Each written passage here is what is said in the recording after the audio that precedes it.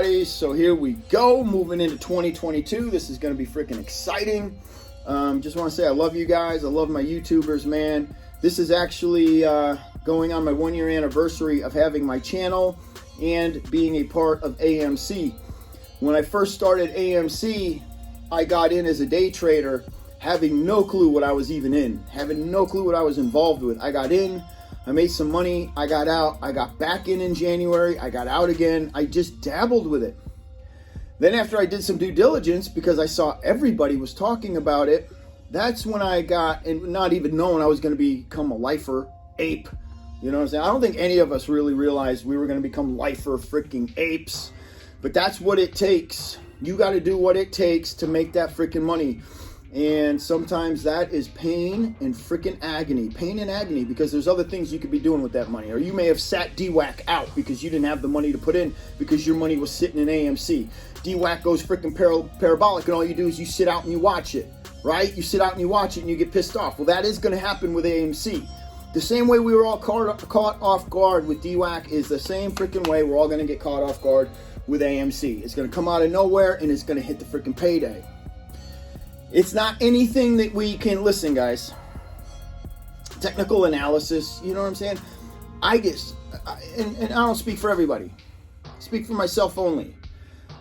I get about freaking fed up with technical analysis. I get fed up with this trying to predict the price for tomorrow, because that's what technical analysis is you are trying to foresee the price of that ticker tomorrow, the day after, by using technical analysis. And it is so freaking difficult. It is so unreliable, and that's why we're not all billionaires. You know what I'm saying?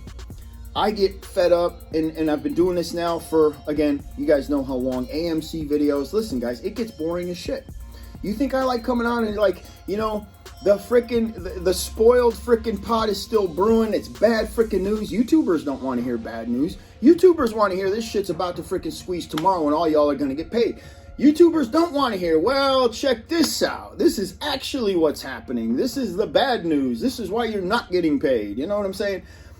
It's tough. It's tough to do content and do videos day after day after day. And that's one reason that I don't do a lot of videos. That's one reason. The second reason is because I'm so freaking busy. I own too many businesses that interfere with me doing a lot of videos. But I get bored. You know, I already know AMC's going to pay out. You know AMC's going to pay out. You just got to keep your money in. That's the bottom freaking line. We don't know when it's going to happen, and everybody can predict tomorrow, the day after, the day after. And they can tell you some very valid points as to why they think it's going to happen tomorrow. What's going to cause the squeeze? Well, we think this is going to cause the squeeze, and look at this shit, man. It's gearing up for it, and oh my God, all the cards and all the ducks are in a freaking row, and then boom, what happens? Nothing. It sells off. It's been doing that for a freaking year.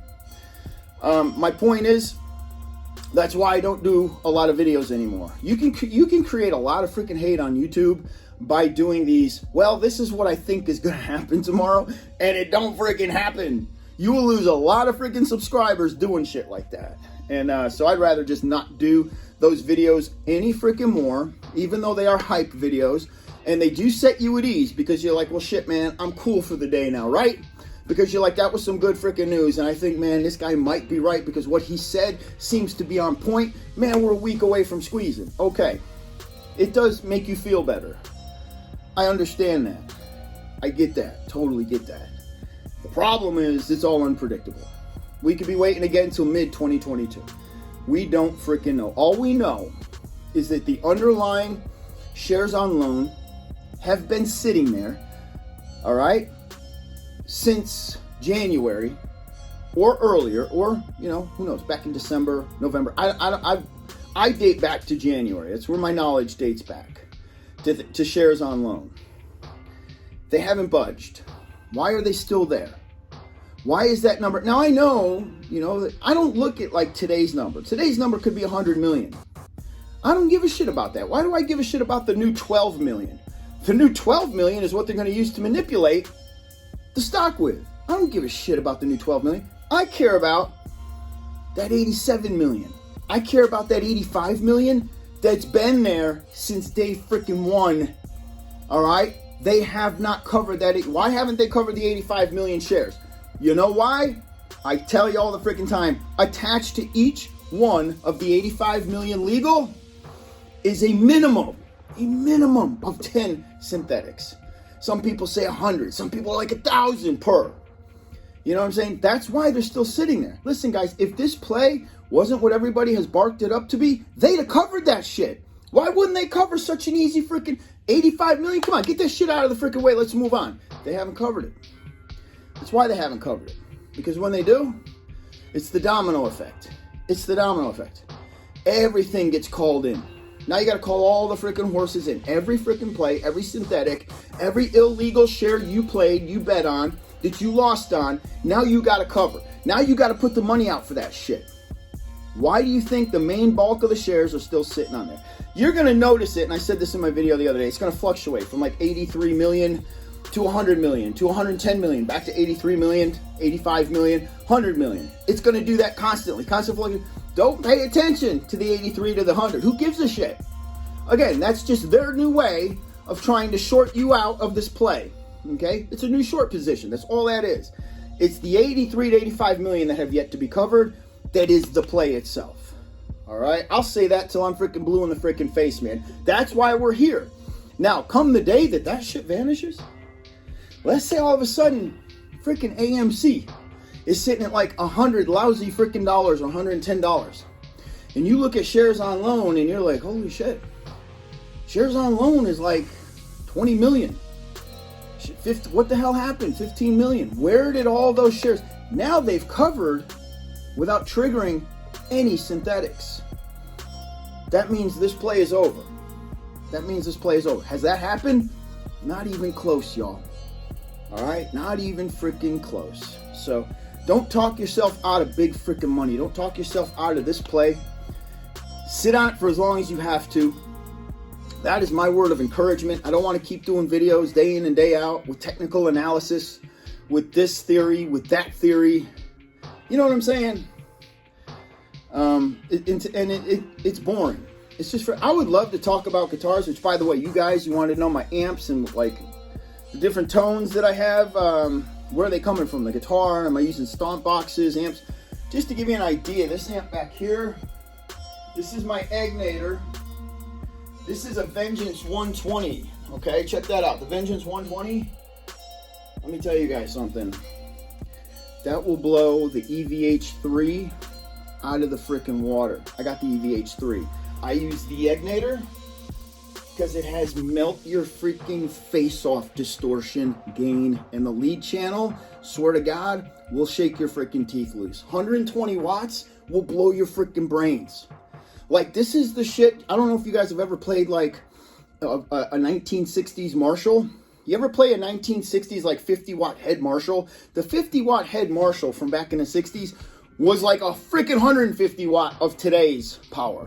That's how freaking insane they were. That you'd be blind after, you're sitting in the front row of one of these freaking shows, you'd be freaking blind, cross-eyed. Well, that's what these are modeled after, that type of freaking volume. So I put it on the 60. You have the variable of the 60 watts or the 120. If I was playing 120, I could go to if I was playing live, I would use the 120, is what I'm saying. As far as my guitars go, I use like that right there is the Evolution, the Marzio Evolution. And I don't use distortion pedals. I use like, of course, I have a ton of freaking pedals, all like the EVH pedals. I have my Boss delay. I have different reverbs. I have built-in, of course, reverb on that amp. But anyhow, I don't use any special EQs. The EQ on that amp is absolutely sick. But anyhow, my point is, Egnator is more aggressive, and it's worth every freaking dollar. It's one level up from the EVH, okay? You can just get more out of this. I can get this to sound like the EVH if I wanted to. Same chime, same beautiful tone. But then I can go way far beyond an EVH. And then I got other shit everywhere. I got a drum set right here. You guys don't even know. I play drums. I got a piano behind me. I play piano. Actually, you might be able to see the piano in the video. It's on the other side of that amp.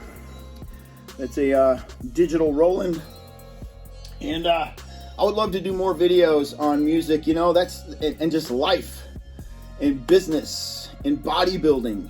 And not always have to be forced to do a market video, or this is what's going on, with AMC or Dogecoin, whatever.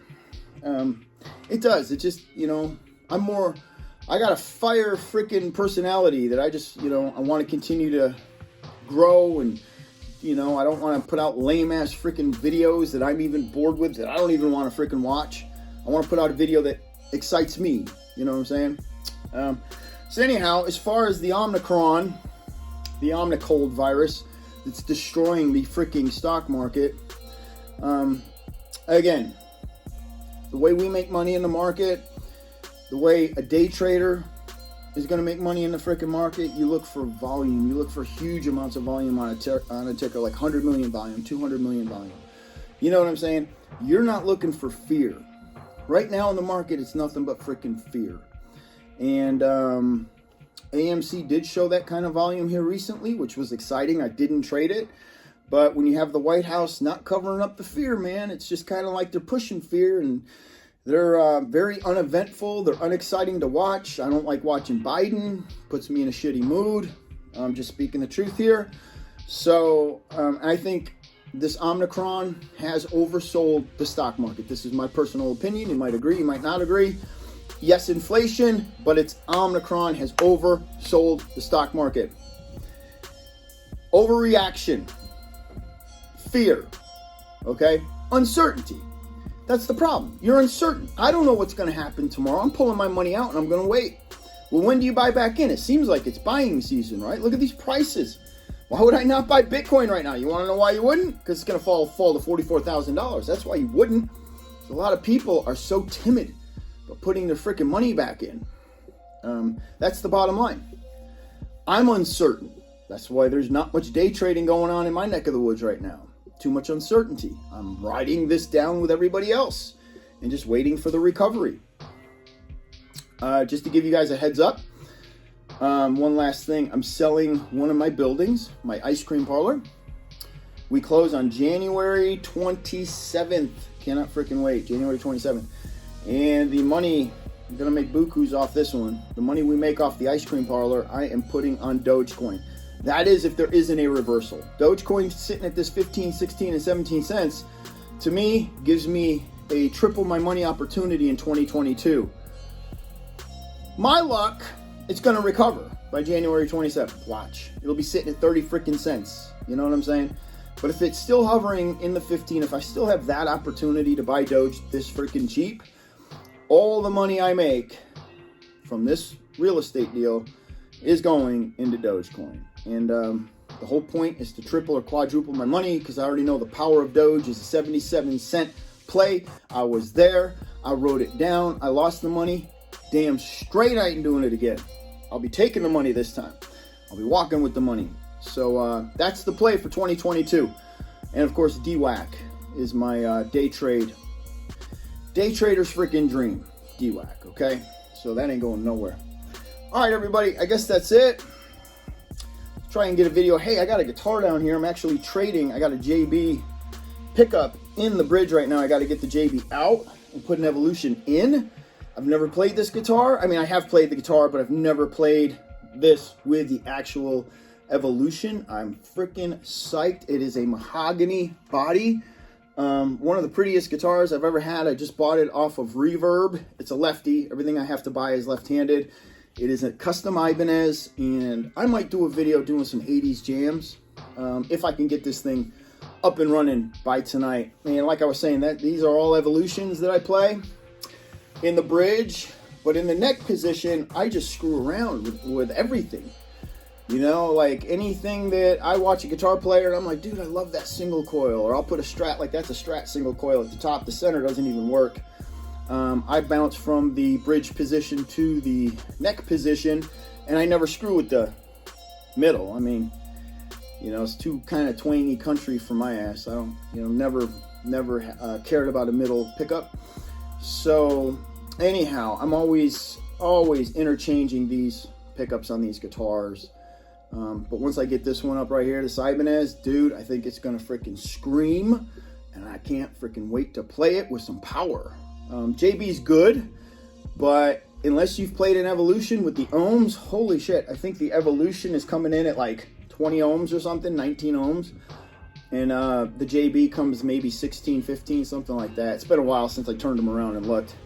But it's all about that power coming from the bridge. And I play with the volume knob all the way up on the guitar so I can get those pinched harmonics and those squeals out of it, and tapped harmonics. And I have found that nothing beats the DiMarzio Evolution other than Dimebag's freaking pickup. Holy shit, I don't know if you guys have ever used dimes. I had that in a guitar once, and you don't have to put any effort. The problem is it's over distorted. It's too hot. Okay, it's pushing way too many friggin' ohms. I forget, that was like a 21 or a 22. But it's effortless on tapped harmonics, squealing that damn thing, you know what I'm saying? Whammy techniques and getting the harmonics to pop all over the fretboard. That was probably the hottest pickup I've ever used in my life, but not versatile. The Evolution, the most versatile pickup I've ever used. When you come off that volume, man, you can go straight into almost an acoustic sound. Keep the distortion on. You don't have to pull your pedals or anything on the freaking amplifier. You don't have to adjust nothing. You can be on stage and just bring your volume down and go into an acoustic sound, pull your volume back up, full shred freaking distortion. So it's the way to go. All right, guys, that's it. Merry Christmas. Y'all have an awesome, safe freaking holiday. Love y'all. This year has been real. My YouTube channel has grown. I've lost a lot of people because I had to piss people off. You know what I'm saying? That's how we do. You just got to be real. But for those of you that have stuck around, I freaking love you guys. And that's why I continue to do these freaking videos, because I love you guys. All right? Merry freaking Christmas. Happy New Year. See you soon. Dogewarrior out, baby. Shaboom. Peace.